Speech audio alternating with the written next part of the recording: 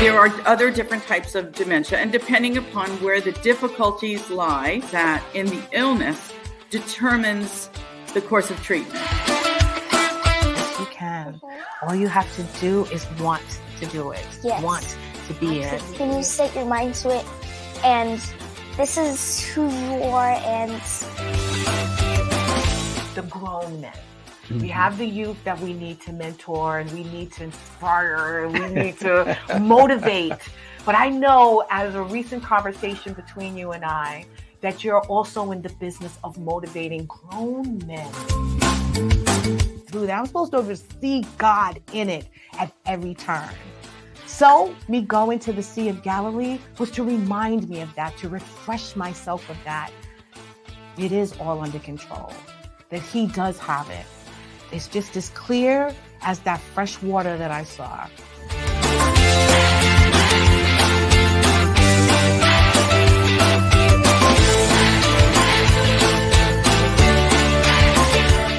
Your Our Unity, hosted by LaShawn Walker, Tuesday nights, 6 p.m. EST.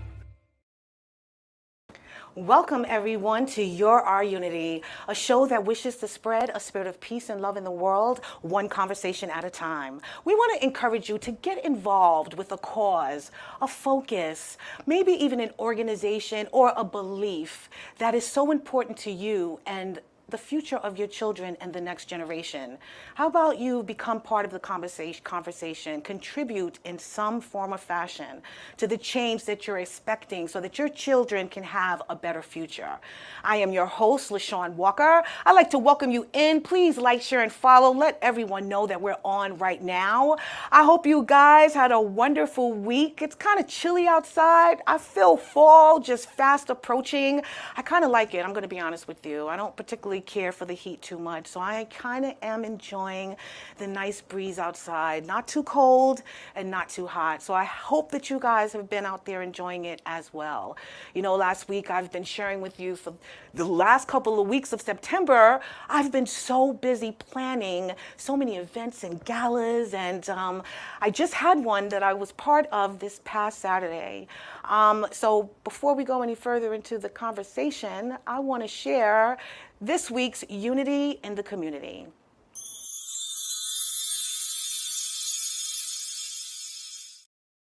So I attended the Thoughts Magazine Men's Day event. It was awesome. If you want more pictures, because I only have a few for you today, but if you want to see it, please follow me at Your Our Unity on Instagram and Facebook, and you'll see everything. But Nija Howard, the founder of Young Men Strong, put on an amazing event. I was around so many strong, powerful men of color, and what they were doing was basically sharing their stories. They spoke about the struggles that they've gone through and how they've overcome the challenges. She's all about pouring into these young men. So please, I'd like to show a few pictures of everything that we did. I have my friend that was actually honored as well, Mr. Sheffick. He won an award and a citation for all that he's doing in the community. This Young Men Strong project, which is so dear to Nija's heart, is all about empowering the young men of color in this world, changing the narrative, making sure that they're being highlighted, the fact that they have overcome so many challenges and that they're being successful in their path to becoming great kings in this world. So I was honored to be at the event. It was so amazing. My friend Sheffick, as I mentioned, won an award. I don't know if I have a picture with him and I, but he's an amazing guy that contributes in every way that he possibly can. And I'm so grateful that I was able to be a part of that spectacular event. So I advise you guys, next year, you need to be a part of it. I've been sharing it with you for a couple of weeks now. If you missed it, I am so sorry, but it was awesome. So next year, please try to become a part of this amazing organization, and somehow or some way follow them now. It's Thoughts Magazine and Nija Howard from Young Men Strong.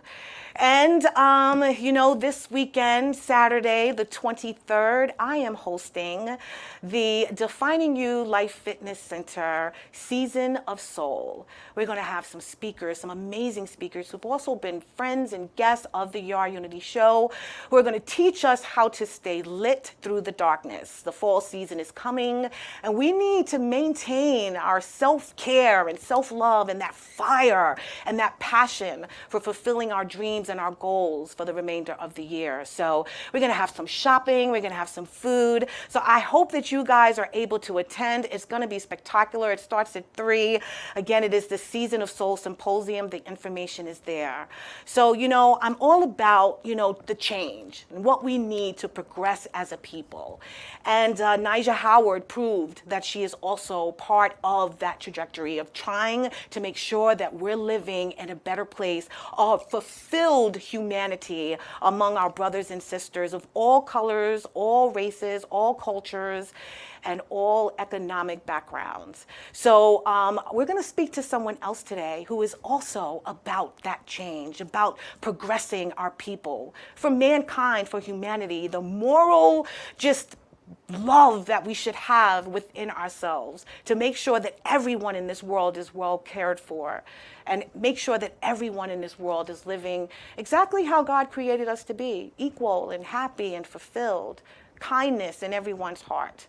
I want to share with you this amazing gentleman who has seen so many things in his life and has become part of the change that he thinks that this world needs. So we're going to speak to him today, and his name is Mr. Michael Zweig. The title of the show is Intergenerational Justice. Michael Zweig is an author, activist, and the founding director of the Center for Study of Working Class Life and emeritus professor of economics at the State University of New York at Stony Brook, where he received the SUNY Chancellor's Award for Excellence in Teaching. He is a member of the New York State Coordinating Committee of the Poor People's Campaign, a national call for moral revival, an elected member of the Executive Board of United University Professions. Michael is the author of The Working Class Majority, America's Best Kept Secret, and Religion and Economic Justice. His new book, Class, Race, and Gender, Challenging the Injuries and the Divisions of Capitalism, is a book for anyone interested in learning about, thinking more deeply about, or engaging in progressive politics. For Michael, anything that relieves human suffering is progress. Anything that improves the material conditions, organizational strength, or intellectual capacity of the working class qualifies as progress. Analysis or activity that moves society in these directions is what defines progressive politics in his eyes. He is here to share his journey for justice. Please help me welcome Mr. Michael Zweig. How are you? Hi there, good to be with you. It is so great to be with you, my friend. Again, so much to dig into, so much that you've accomplished in your life. So I am so happy that you found the time to be here with me today, and our guest as well. So how was your day? Well, getting by, here I am. That's right. good, yeah. Aww. So glad to be here. Oh, that's wonderful. So we're going to dig right in. I would like you to tell me, because I always ask my guests before, we dig into the real subject and meat of the conversation, to tell us a little about your background. Well, I'm a child of immigrants. My parents and my brother came to America to escape the Nazis, got out just in time. I was born in Detroit. I grew up in Detroit when it was the Motor City capital of the world. Wow. And we actually built cars and had machine shops everywhere and metal shops, and we knew how to build things. Wow. And it was a city of the auto workers, the U.A.W. and the Teamsters. And I grew up in that environment. I grew up, English is not my first language. Oh, really? I spoke German. Okay. How was that? Well, when you come to the streets of Detroit in 1946, it's not a good time to be speaking German. I can tell you that. I could imagine. So I learned English pretty quick out on the street. Okay. And, wow. And then, of course, in school. And, I grew up, it's a great city to grow up in. There was a lot going on. And I would get on my bicycle and ride all around town and just check things out and keep my eyes open. Wow. And then when I was 13, in 1955, that's when Emmett Till was murdered. And I saw the pictures because his mother was so brave to have that open casket funeral. And the picture was in Ebony, and it was in other places, and I saw it. Right. And I was just so shocked because he was 14 and I was 13. Oh, wow. And my mother particularly had told me of the Holocaust and of the Nazis and our family who were all murdered, and I had all kinds of people in my family who couldn't get out. Right. And my mother made sure that I understood that, and my brother, that we understood that history. Right. And how people could be tortured and people could be murdered just for who they were. Wow. And then they came to America Right, to right. escape that. Were they still scarred, Oh, very much. They were, yeah. Oh, very much. Even while trying to teach you and show you and your brother, a better life. That's right. Yeah. That's wow. right. But they carried that very much. Right. And I grew up with that. And when I saw Emmett Till, I thought, it's here. Yeah. Yeah. We didn't get away from it. Yeah. And I have to do something to make sure that we put a stop to that here. Wow. Even at that young age. Yeah, that's when I decided this has to stop. We can't have this. Wow. That is amazing. It seems to me like that was kind of engraved in your DNA, that you weren't going to stand for it if you saw it. Just like your parents, obviously. Right.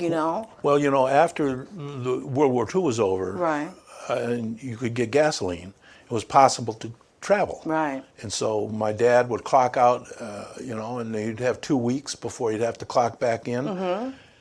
And in those 2 weeks, we would go someplace, get in the car and see America. Travel. Really? And they, of course, wanted to see the country they'd come to. Right. And they wanted me and my brother to appreciate where we were. Right. And so my brother and I would always look at a map before, where are we going? Where can we go? And we would point to different places on the map of the United States. Right. And if we would point to South Carolina, my parents would say, we're not going there. Oh, wow. If I would point to Mississippi, we're not going there. Well, we can't go there because if we're there, we're going to have to say if we're white or colored in order to get a drink of water. Wow. And we will not say whether we're white or colored. colored. That's not a question that we will accept. Yes, I love that. And that is what then brought us, then to Emmett Till and all this understanding that we just simply cannot have this racial oppression in the United States. Yeah. At the same time, growing up in a labor city where you have to have a union. Yeah. So what's the union movement? What's the labor movement? What's the workers' movement? Right. And how does that relate and interact with the Black freedom movement? Racial, yeah. And what's the contradictions there? And how does that work? And how has it not worked? And where has it worked? Right. And all those kinds of questions were things that I was struggling with and working through when I was growing up.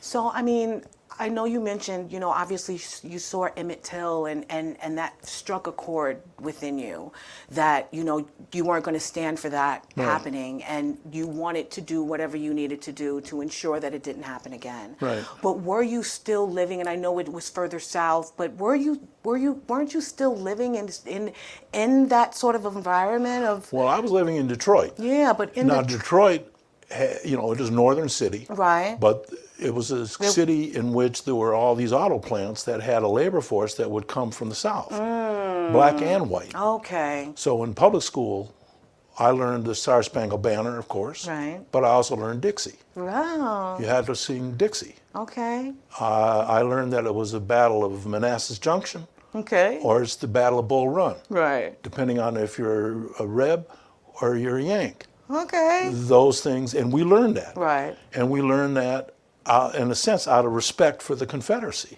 because that whole racial question was still there. Yep, still existed. And so I grew up with all of that around me. And of course, Detroit had very, very troublesome racial relations. Yeah. I don't remember it in 1943, but there was a big race war in Detroit. My brother remembers it. And he says what he remembers is what terror looks like on people's faces.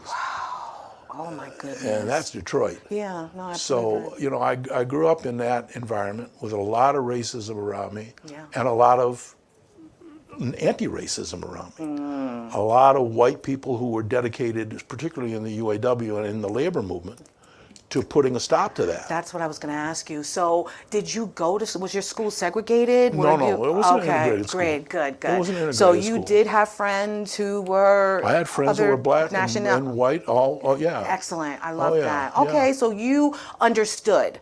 Even though, you know, all of this was going on around you and the injustices were happening in front of you right on television, you're watching the news, you still, as well as your parents, just in your heart, was, you know, not racist people, embraced everyone, developed relationships with other diverse cultures. That's right. That's amazing. So let me ask you, in terms of now you're getting into your teenage years, Right. and was it getting harder for you now? You're forging, you know, you're standing up for your beliefs. How was that time? Well, it was a little hard. Really? Yeah, because you know you run into, see, in a white society, people have to learn that they're white. Yeah. And if you step out, if you're white, so-called white, and you step out of that, then people are saying, well, what the hell's the matter with you? Yeah. Right? Yeah. So like in the 10th grade, I was walking down the hall and kids are pointing, you know, at, you know, ha ha and all that. Mm-hmm. And somebody said, well, you got a sign on your back, you know, somebody, you know, would put a Right. sign on your back. So I reached in, and it was there, and I looked at it, it says nigger lover. So I said, well, that's right. I put it back on my back and walked through school. Nobody gave me any trouble about that. Wow. But, you know, that's, so and how that was in the suburbs. That was not in the city. That was because my parents moved out into the suburbs in Right. order for me to go to a better high school. right. And I went to a terrific high school. Bloomfield Hills High School was, I mean, really, I got a super education, public school. Right. But how did you feel about that moment? I mean, I need to know how you felt about having this on your back and then reading it. And mind you, knowing who your core and what your beliefs Yeah, well, were. like I said, I put it back on. You just put it back on and you kept moving. That's it. So how was, Doesn't bother me, yeah, well except it did. yeah, well, that's what I'm saying. And then to have these people obviously ostracizing you. You have Well, to go to some. school with them. Well, okay. some and some didn't. Okay, all Right, right. so you found your tribe. You found your. Not exactly, but enough. Okay, Right? enough. Okay, all right. But you know, I also maintained my friends from Detroit, Good. and I, you know, had my family for orientation. And So were you out there as an advocate and an activist? Were you in, you know, these fights when they were out protesting? Well, that came after I was in high school. Oh, really? Well, yeah, because the sit-in movement Okay. started in February 1st, 1960. Okay. In Greensboro, North Carolina, where those 4 black students sat down in the Woolworths. Mm-hmm. And when I got to Ann Arbor, I was a freshman in September 1960. Right. And there was a Woolworths in Ann Arbor, and there was a picket line going around the Woolworths in Ann Arbor. Mm-hmm. And I, you know, you come from Detroit, you know what a picket line is. Yes, you do. You don't cross a picket line is number one. That's right. And number 2, you check it out. Right. What is this about? Right. And that's where I learned about the sit-ins. That's where I learned about what was happening in that resistance. Mm-hmm. And then I had to decide, am I going to get on this picket line or not? Wow. Now, I had an uncle and aunt who lived in Ann Arbor. Right. And I sort of had to think, well, what if they see me on this picket line? What am I going to say if they ask me, what am I doing there? Can I defend this? Right. Can I explain this? Right. And I thought, yes, I think I can. And how would And you? I got on that picket line. I love that. So tell me how, you know, knowing that you actually thought about that. Oh, yeah. How would you have, and what would you have said had they questioned you? What was your defense? What I did say, and you know, because it wasn't hostile, but it was, what are you doing? And you know, and I'm doing this, and this is what I'm doing as a freshman. Right. You know, they want to know. My parents want to know. Oh, you're in college. What's it like? Blah blah blah. And I just said, well, you know, this is to do away with segregation, Good. to stop segregation, and I'm for it. Yeah. Wow. And they said, that's good, that's fine. Where were you getting, your education and your drive for that fight? I know that it's appalling to see, obviously, it's horrendous and it's inhumane, but you also have to be educated, So where were you finding that education? Because I'm sure you weren't learning it necessarily I was in not school. learning it in school. Yeah. I was learning Dixie in school. Yeah. Okay. But, well, I read W.E.B. Du Bois. I read Black Reconstruction, Okay. and I was impressed. And I listened to what people were saying. I listened to what those kids were saying in North Carolina. Wow. And in Ann Arbor, we didn't have a core chapter, Congress of Racial Equality. Okay. So I, with a friend and a couple other people, we put together a core chapter in Ann Arbor. Wow. And of course that led to studies, and I was involved with the early days of Students for a Democratic Society, SDS. Okay. And we had a lot of study groups. Wow. We didn't rely on what was happening in the classroom. We had our own studies. Yes. And we read history, and we read contemporary sociology and political science and politics, and we just took on what's happening. I love it. And finding your core followers in the midst of that as well, right? Yeah, well, not even followers, but a crew. Those that, a crew. Don't crew. go out. That's Don't right. Don't go out without a crew. I know that's right. Oh my God! You said don't go out without a crew, and you're absolutely right, my friend. You had your backers. That's it. I love that. So now you've created these groups, and I'm sure that you're making these small changes in your crew within your area. Yeah. So tell me about even at that time, what you were hoping to accomplish and achieve.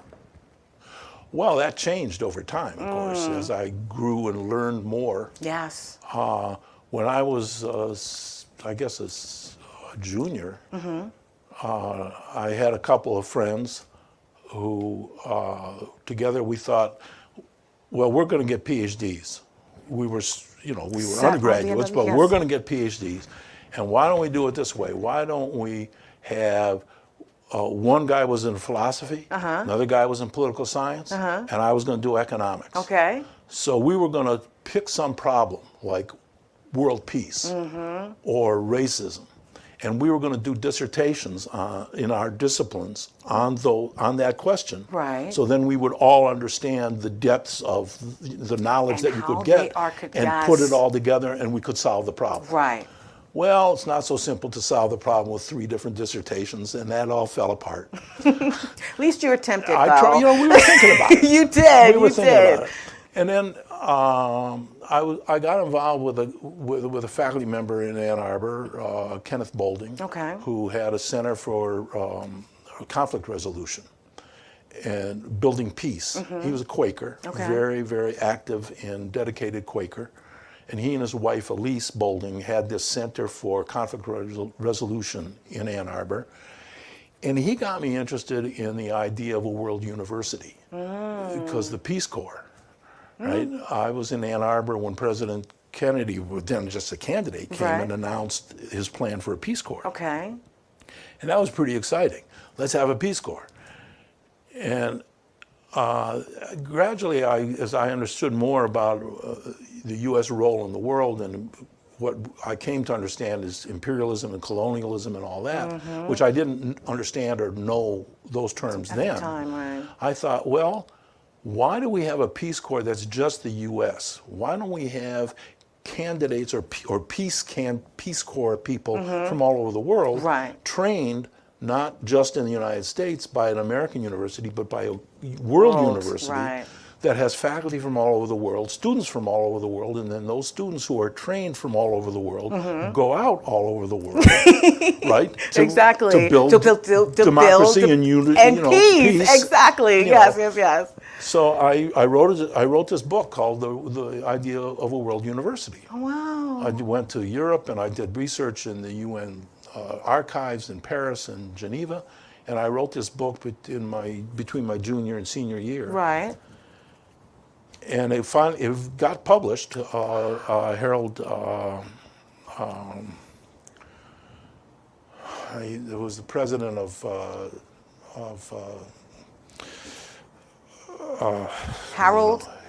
Harold Taylor. Okay. Was the president of Sarah Lawrence. Okay. He got it published at Southern Illinois University Press. Wow. My father had a book club that he was part of. And he invited me to come and speak to his book club about his son's book, blah, blah, blah.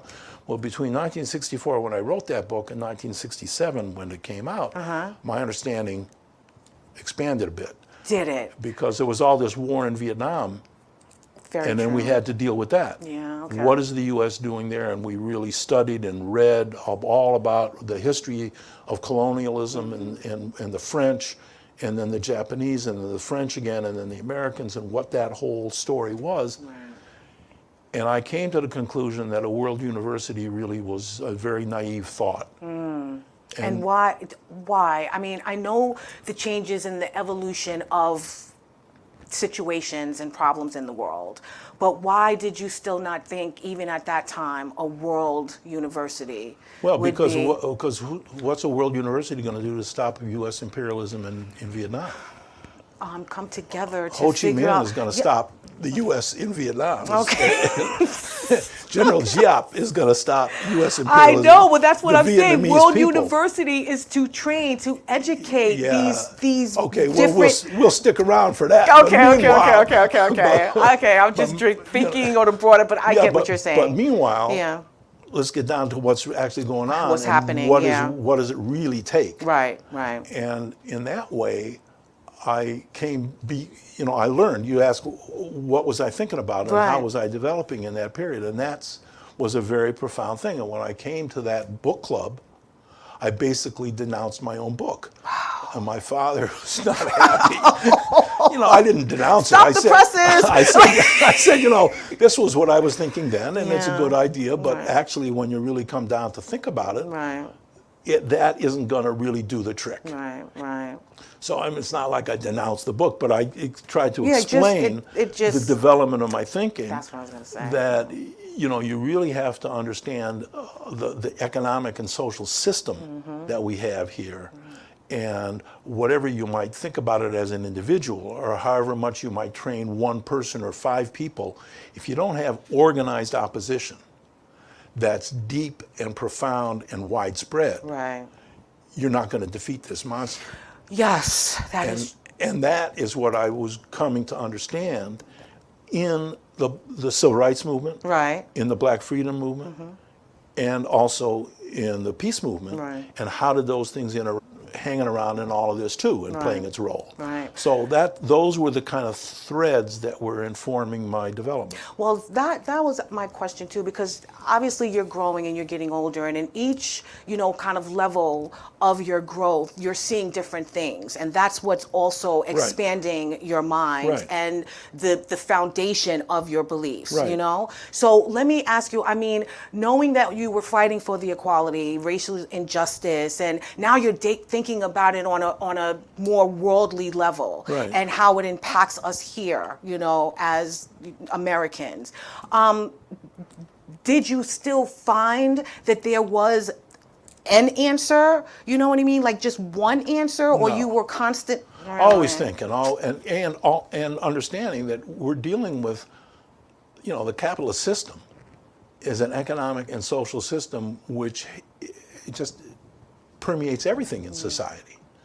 And so if we're talking about what's going on in the schools, or we're talking about what's going on in churches and synagogues and mosques, if we're talking about what's going on in government levels, what's going on in the military and how it's being used, what's going on in the police and the militarization of the police, what is that all about? It all comes from the same basic roots. Right. And those roots are in the capitalist system. Right. Those roots are in the private property and the private accumulation of social labor. Yeah.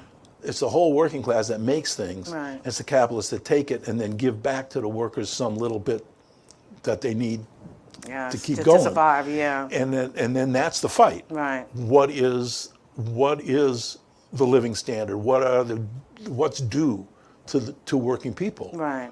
for all of what they've created? And then if you think about, well, what's the force that has to be brought to turn things around Right. and to redistribute the power in society, now we have to deal with race, and we have to deal with gender, and we have to deal with ethnicity, and how do So all many those things interact? Yeah. And when you're dealing with race, you also have to understand that there's class divisions Right. there too. Right. Whether we're talking about in the African American community or in the Hispanic community or in the white community, all these class differences operate. So how do we begin then, to sort of infiltrate each one? Well, that's what, everybody has to do it where they are. Okay, so that's what we're looking, and you've been looking to do for generations. Well, in these different generations of your fight, Yeah. what progress have you seen in that movement, in infiltrating it? Well, it's complicated, and you make progress, and then there's resistance. Yeah. The ruling class of this country is very powerful. True. And they don't take defeat easily. No. And they try to claw back everything that they've had to give up. So we're living through a period now over the last 40, 50 years in which the people who run the show, the captains of industry and finance, the ruling class, the capitalist class, the people who really run the show Right. have managed a major counteroffensive to undo the gains that were made by the trade union movement, by the Black Freedom Movement, by the women's movement, by the Chicana movement, by the Native American movement. All these different movements have been pushed back, and too many of us are in our own little silos in that. That's right. And we have to figure out how to get out of those silos without forgetting the particularities, also understanding the commonness of our struggle. Well, you've written some And very that's- profound books, my friend. So you do have an idea to a certain degree Yeah. on where that begins. And I mean, I know there's these principalities that be, but they're a very small fraction compared to the real people, the everyday people, to me. So in your perspective, or your thoughts on it, if you could, Right. what do we have to do as the masses, to me, to ensure that we can continue to make those progressions, those changes? See, I think that there is a connection between ideas and practical work, Okay. the theory and practice, if you will. Right. There is a relationship between those things. Okay. So if we're talking about how do we confront white supremacy among so-called white people, and I'll say so-called because that's just what it is. Yeah. So now we have this problem of getting people to understand something that they have never been trained to think about. Right. Now, the only way that I think that can be done is in the course of actual practical struggle. Right. If you're involved in a fight for a wage increase, black and white workers have to be together, and if you're split apart, you lose that. Yeah. If you're in a fight for affordable housing, which God knows on Long Island, we're in a fight for affordable housing. It doesn't matter if you're black or white. That's right. We all are. We all are in that struggle. Yes. If we're not united in that struggle, we're going to lose. Yeah. Very If much we're so. united, we might lose, but at least we could win. Yes.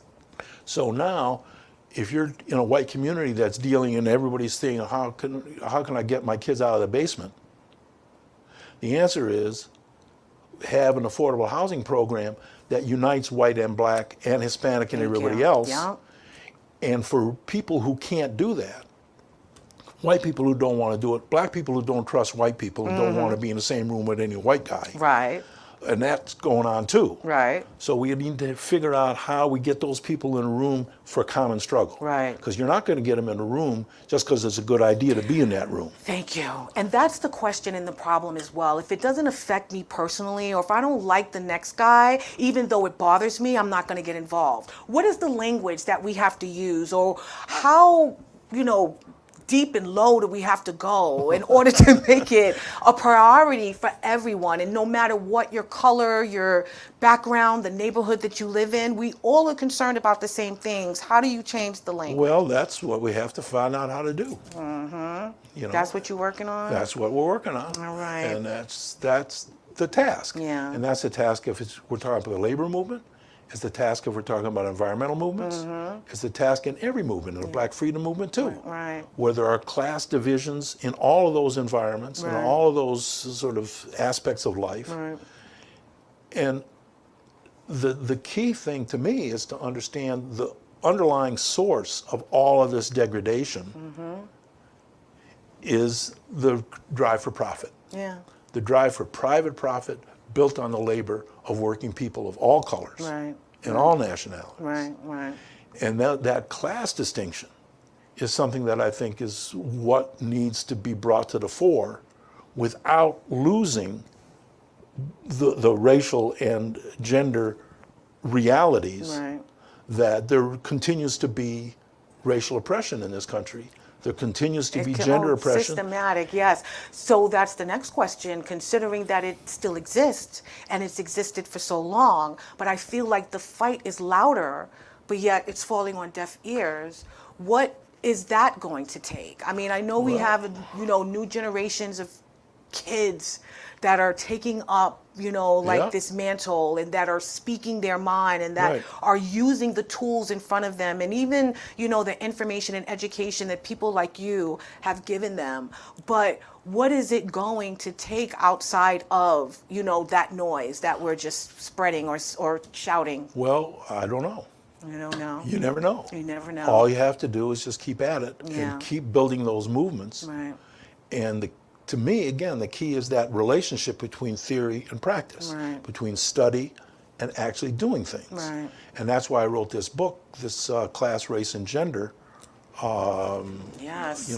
challenging the injuries and divisions of capitalism. Well, let's talk about that real quick. Okay. Challenging the injuries and divisions of capitalism. What does that mean exactly? And it also tell us what progressive politics is as well. Well, to me, progressive politics is what's progress. And as you said at the beginning of this discussion today, progress is anything that diminishes suffering. Right.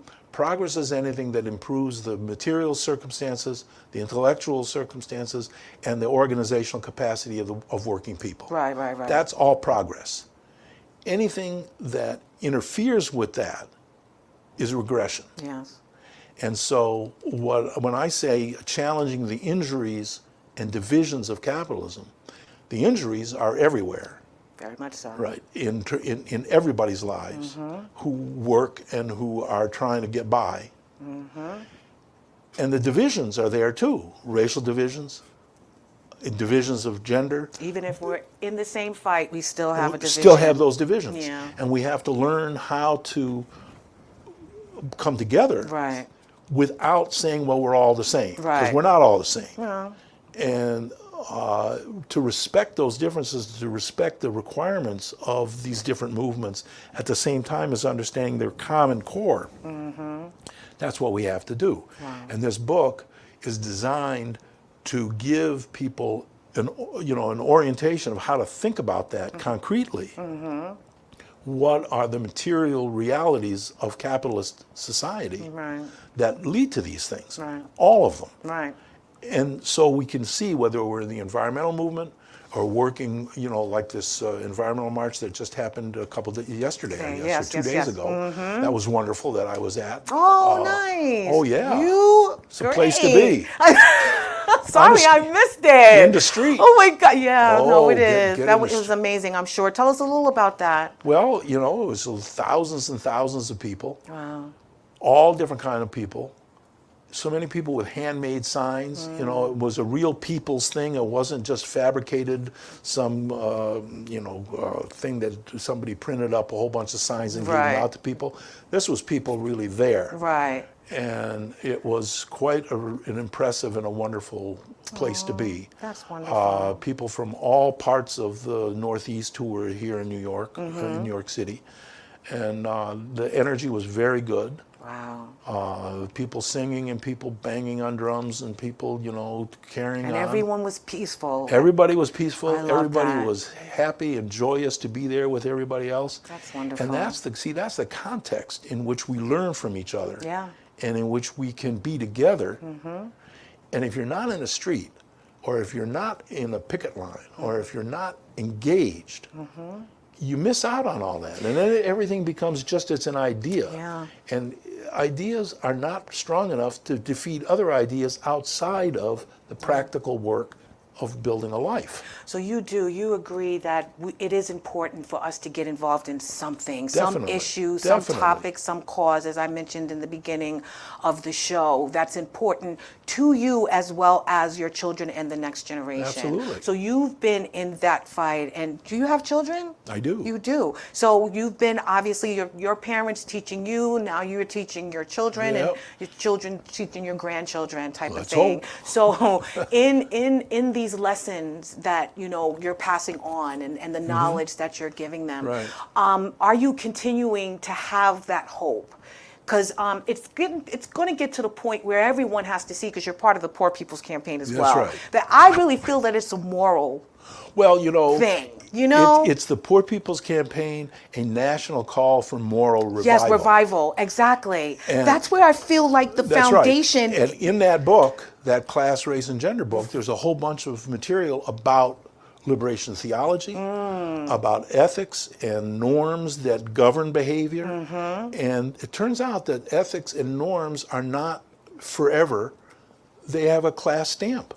The capitalist class has a stamp of its own Right. about individualism Right. and which turns into a dysfunctional society of me, myself, and I, Exactly. as opposed to, well, you have to take care of yourself, but in order to serve other people. Yeah. It's not just me, myself, and I serve myself, end of story. Exactly. Right? It's like when you get on an airplane and the mask comes down, you put it on yourself first. Exactly. yourself first in order to take care of the person next to you. Thank you. Not self first, and then you And look then at look the person around next door and and say, figure what's the out- matter with you? Thank you. What, you only got one arm? Yes. You can't put that mask on? Thank you. Get yourself together, sonny. Exactly.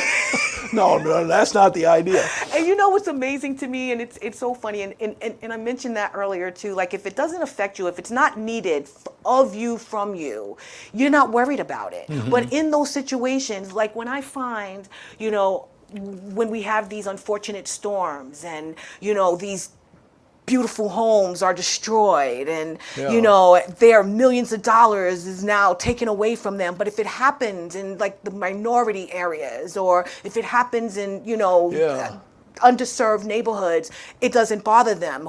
Let them figure it out.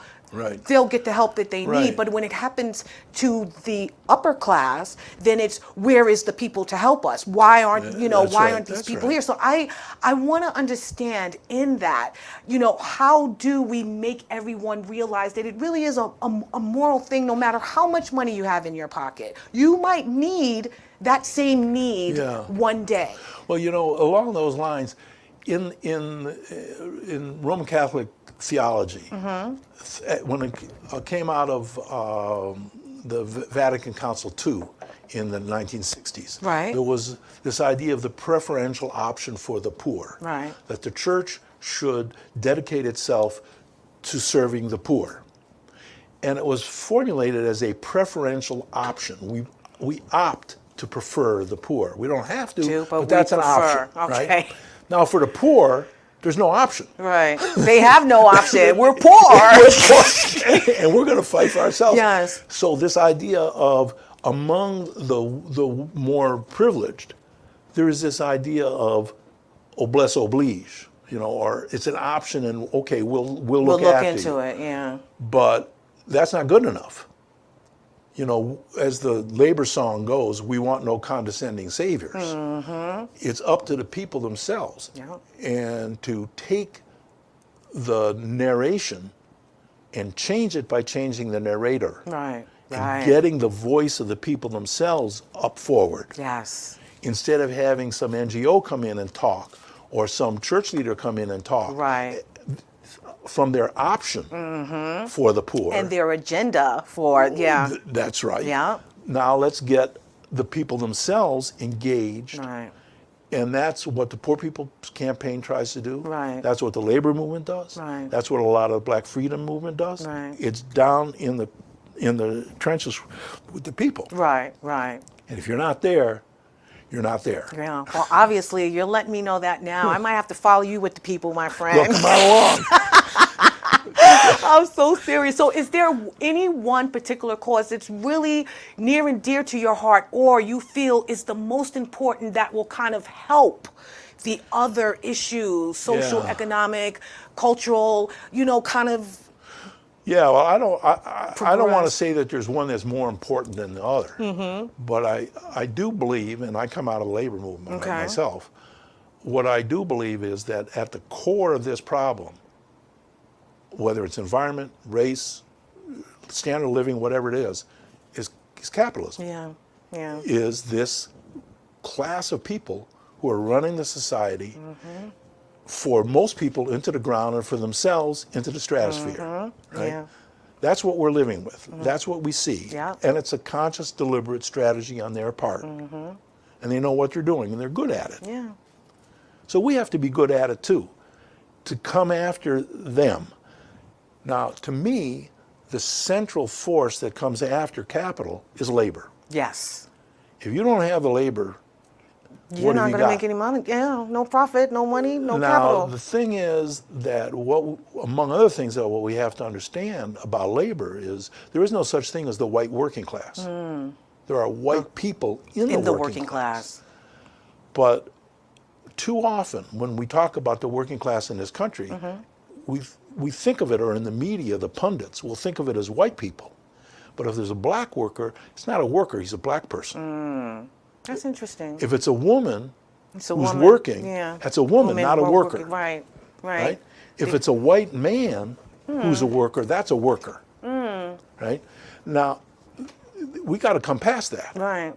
because that working class is a multiracial, multi-ethnic, multi-gendered, not just men and women, but Right. now we're talking about transgender, we're talking about Everyone. gay, Exactly, everybody. everyone. If you work for a living in that way, where you don't have much control over your work, you're just yes boss and you do it.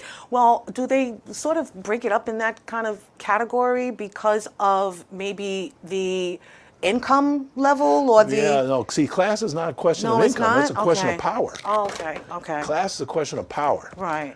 And so what you've got is a working class that is basically going to work and doing the job that they're told is the job. Right. No Right? matter what their color, Whatever it race, is, that's right. Okay. That's right. They don't have a whole lot of control over the pace of the content of the work. It's the job. And Right. the supervisor tells them. That's about 62% of the population. So this is a working class society. That's why one of my books is The Working Class Majority. Right. Is to show that that is what this country is. Yeah. And it's not just white people. Actually, white men are by far the minority of the working class in this country. Really? They're not working? Yeah, No, you're right. No, the they're not. White men are in the working class. They are, Oh yeah. but you said they're the minority. they are not. They are the minority of the class as a whole. Okay, yes. Right? Because the class as a whole is all the women, whether they're white or anybody else, Right. plus black men, plus so on and so okay. forth. So that white men, who we It's normally now think minimized. of, Yeah. oh, that's the working class. That's not right. Right. So we need to first of all, in getting to where's the power, where is the strength, the capacity to challenge capital, it is grounded in the working class. It's grounded in, and we comprise the working class. We are the working class that can stand up. To those. Oh, okay, Right. I see. But that working class has to also take on all the other outrages that capital presents, not just at work, Right. but in the environment, in racial justice issues, all across the board. And that's where we And have a that's- divide as that's- well. That's what we have to do. Yeah. That's what we have to figure out, and that's what this class, race, and gender book is trying to explain. Well, that's- How does that work? That's what I was going to ask you. So, what do you want the readers to get out of this book? Has it been published yet? It's just coming out next month in October 2023. Oh, nice. From PM Press. If people go to pmpress.org, you can order the book. That is perfect. Yep. So, what do you want us to get out of this read? A, how things work. B, you can do something about it. And C, if you really want to understand it, get in gear and get to work. Yeah. because Yes. it's in the course of action, it's in the course of practice, it's in the course of doing things Yeah. that you learn, Yeah. if you're open to learning. Yes. See, that's the key. You got to be open to learning. Yeah. No, you're right. You're right. You're absolutely So right. I really am a big fan of teaching. I taught for 50 years in a classroom, Wow. and I taught because I don't like ignorance. Well, what was the subject? What were you I a taught professor economics. in? Economics. Yeah. So let me ask you, how important is it, that we share this information with our youth today? It's essential. And get them involved It's as essential. well. It's essential. Well, see, a lot of young people are involved. They're active. They're out on the street. They're doing all these things. They're organizing at Starbucks. They're carrying Black Lives Matters banners. They're doing Me Too things. All of True. this stuff is going on all over the country. They're doing things. Right. The question is, do they understand? And can they take that activity and translate it into knowledge? Yes. That would then shape their activity in a different way as they grow. Right. Which is how we all do. That's what we were talking about before. Thank you. Through what I was doing, I was learning, and then learning helped me to do it differently. Right. On and on, like walking on two legs. You do, and then you learn, and you'll do some more. Right? Well, you see that now, right? I mean, I'm sure absolutely. that you can see a better way, for these kids to fight for these issues. Well, I can see somewhat better, but Okay. it's their life. Yeah. And it's their reality, and they understand that in a way that I don't. Right, right. So it's just an intergenerational discussion. Right. And that's what I mean, this book, this Class, Race, and Gender book, is my contribution, if you will, to that conversation. That's great. So I want young people who are activists, who are organizers in all these different movements, I'd like them to take a look at this, read it, and then let's talk about it. Yeah. I love So it. I have a book tour now coming up that I'm putting Okay. together around the country in different places. And in every place, it's not just me talking. Right. I've got people from all these different movements, the environmental movement, Black freedom movement, labor movement, all kinds of places, women's movement, coming in to those book talks so that we're in conversation, Right. which would then open into the audience. Yes. Rather than just me talking, let's have a conversation with the people who are young and doing it. Yes. And so that, again, is what I'm trying to do, is to have that conversation. Yes. Not that I know everything, Of but I know course. something. Yeah. And here's what I think I know and what I think is important to have as points of orientation, like what we've been talking about today, the importance of class, its relationship to race and gender, and how does that work? Why is there a militarism and imperialism? What is that all about? Yeah. But with no jargon. Right. Let's not have jargon. Right. Let's just talk. Let's just talk. That's what I love, though. That is, it's debates, ideas being bounced off one another, Yeah. and the information and education that you've learned and you've gained along the way. Right. And that kind of strengthens your viewpoint and strengthens your idea of how you're going to change and continue in the fight. Exactly. So I love that, and I love that, you're ever changing and ever growing, even as a young kid, from what you saw to what you're seeing now. What are your hopes for the future? Do you have an idea? Time is winding down. Do you have an idea of, what you expect to see within the next, 10, 15 years? You can't know that. You can't. What are your All hopes? you can do is you can just get into the struggle and keep going and try to assess the situation and mobilize the best you can at who the real enemy is, Yes, right? Yeah. And not be fighting among ourselves, all the time. but figure out, okay, that's the class we have to challenge. Yes. We call it the billionaire class, you call it the ruling class, call it the capitalist class, but those are the people who are running the show. And it's not the auto worker who's going to a Trump rally Exactly. in Detroit Right. who's the enemy here. Right. That's right. Who's making this. It's- It's Trump and the people who are around him who are making it. Yep, exactly. And so let's keep track of who's who and what's what. Yeah. And I guess I would have to say, what's my hope is that in that period that's coming, we'll get better at keeping track of who's who and what's what. Yes. And who is the real problem. Yes. And how do we mobilize the largest number of forces to get at that main problem, which is what this Class, Race, and Gender book is designed to do. Well, I love that. I thank you so much for being here, educating me. I hope you guys get this book. Please, I want to put up your information. Thank you, Mr. Zweig, for being here so much. It's a pleasure. I want you to just leave us with something. Tell us what we should know, look out for, whatever is on your heart. Buy this book.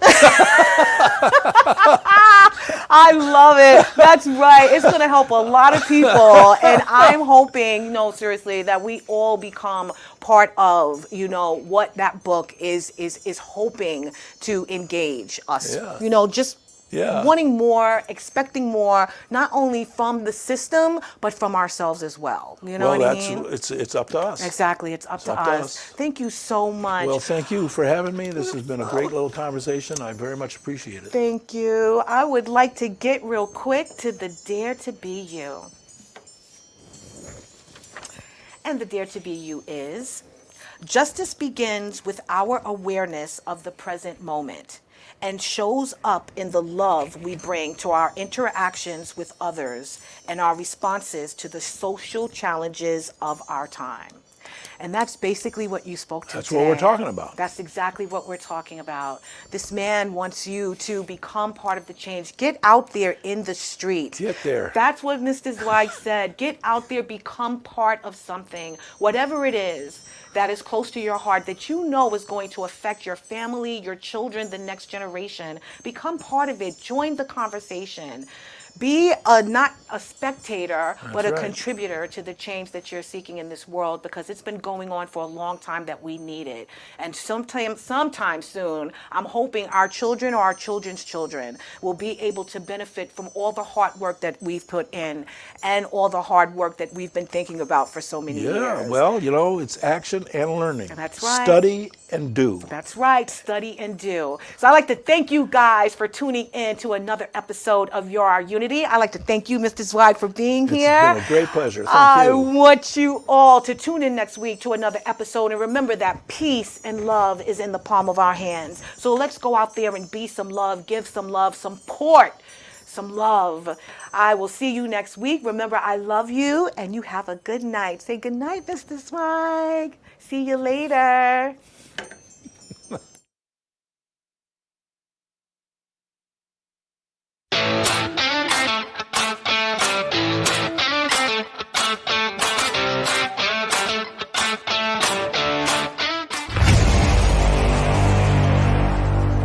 Strong Island Entertainment.